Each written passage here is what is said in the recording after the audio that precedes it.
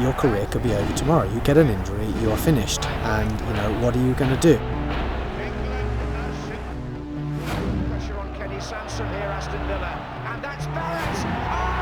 Once you finish your sport, you're outside that cocoon now. Oh, this is just a downward spiral.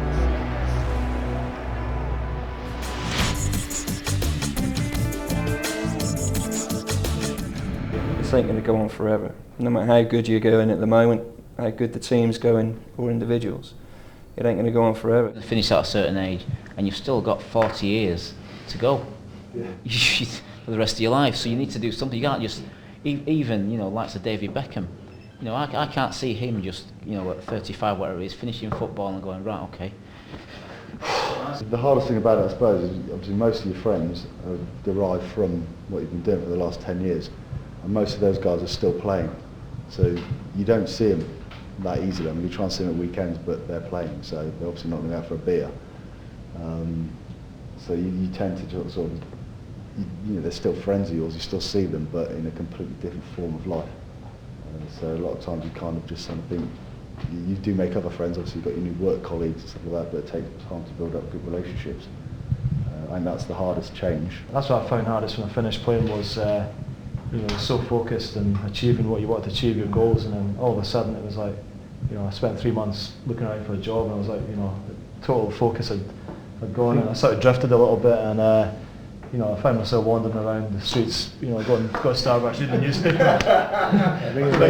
What am I doing? It's completely different playing professional sport. You travel, the lifestyle, the money perhaps, what your expectations are when you're out socialising, completely different. And you suddenly hit a brick wall when you finish.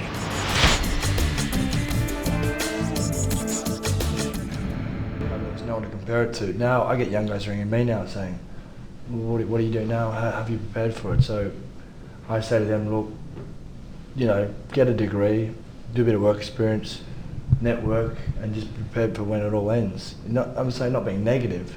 You may play to your 35, that's great, but have something ready. You get a kid at either 18 or 21 with all the technical ability, but he's mentally immature or not fully developed, and it's what they do outside sport or with the time when they're down away from actual playing that'll help them deal with issues later in life, whether it's further in the career or out in a working career. And there's very little of that. Certainly the older coaches maybe I played with at the beginning of my career are now coaching in cricket, and I think it's an old school of I had it hard so you'll have it hard, negativity, and not really looking at the mental aspects of what makes a guy tick. Obviously with rugby now, the way rugby's going, less and less guys are going to university. Historically, it's always been, you finished school, you went to university, you carried on playing rugby because rugby was more about, you needed to mature more as a person, and because of the physical size you need to be to play rugby. And then, you kind of went on and started playing. Depending on how good you would, and then how quickly you broke into like these first teams. And but as we're progressing, the guys are starting to play younger and younger because they're hitting the weights a lot earlier. These guys might have to wait until the end of their careers before doing that, and that's going to jeopardise, because only you've got a very small window when you finish playing before you're quite quickly forgotten. I've had to get back into education 16 years later because football had to work for me. There was no not working. It had to work for me, and that was it. So I was tunnel visioned about it. And I think the problem with young kids today is that you're going to get kids who think they've got to just think about football or rugby or cricket for them to be successful. Now, I was one of them. That's all. I only had eyes for football because it had to work. Coming from small town Rochdale, I wanted to not get out of there, but it sounds good about Rochdale. But I wanted to do something. I wanted to, look at the wider world, and I knew football could do that. So it had to work, and that was me focus, me drive. That this has got to work. I don't care what. If I could go back, I'd tell young kids to maybe go out and work one day a week instead of playing golf twice a week like we used to. Like wilderness years where you played rugby, what were you doing in your spare time?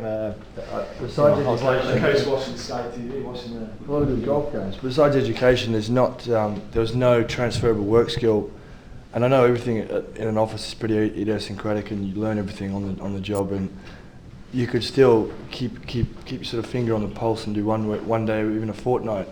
I should have done it at a stockbroking firm in Newcastle. I got approached a few times, and I said, "No, I'm playing golf, or whatever." It helped having a degree. I wasn't good enough to play the sport I wanted to play at 18, so I took the next best thing and went to university, got a degree, improved my sport there, played for 10 years, journeyman player probably, tried my best, enjoyed it, and realised it was going to come to an end at some stage, and went abroad for 6 months to get it out of my system. A bit like what Earl said, I found it hard the first year, missed the physical competition, and then found something else to replace that. So computer courses, finding out what things I enjoyed doing, and then found a job, and then retrained to do the job.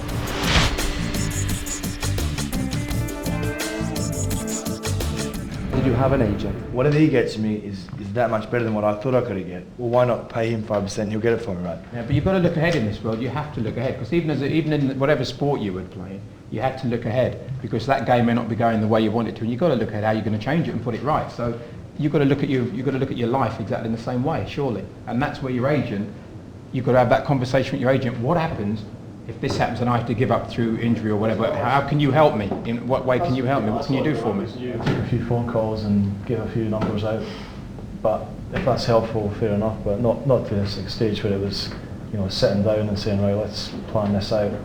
Let's do it over a duration of time. When I had some lunch, and I said, right, can you help me out? And he gave us some phone numbers, and that was that. So. And the contacts that he's made, he should have been in places by now. He should have been the one, if anything, looking ahead and saying, when this comes to an end, where can I channel him? To be fair, a lot of the agents in football, what they've done, people like Gary Lineker and them's ended up doing things on TV and whatever. Why? Because of their agent. The agent's the one that has seen the opportunity and say, because of my background having mixed with these people, I think Gary can do a job here. And they've sort of pushed him and groomed him and got him into that position. And I think, yeah, but whatever. But exactly the same. But that's what the agent has got to do, regardless. The agent is the one, I think, because he has been pretty much making a living out of you for a period of time. So he's got to do something.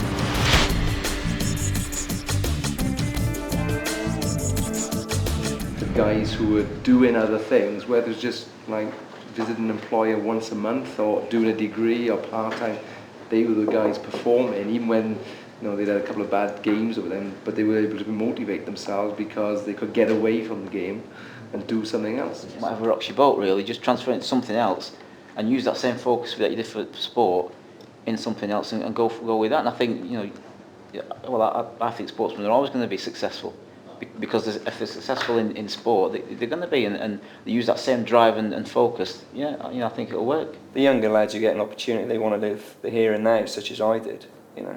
Have a suitcase in hotels, in bars, and all that sort of stuff. But the support was not there when I needed it most, and that's certainly something I've learned. And I now try and encourage all the players that I work with now. It ain't going to last forever. Kids that are switched on, they identify that and they do something about it. But the kids that don't recognise that, there are key times then when that support has to kick in. I'd sorted him out with some work experience, and it happened to be on a Thursday. He said, "Keith, I can't do it." I said, "Why?" He said, "It's PlayStation Day Thursday, I can't do it." Yeah. And he didn't. He didn't do the work experience. He carried on and did his PlayStation, which was stupid.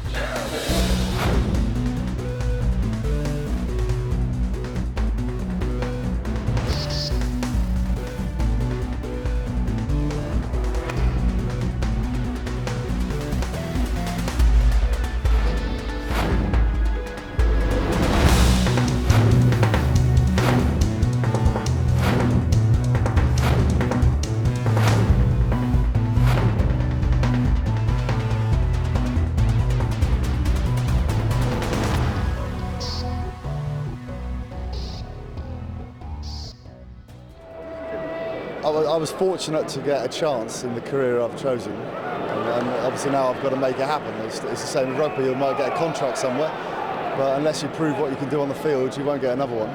So, I've got the opportunity to do well. I've just got to make sure I do.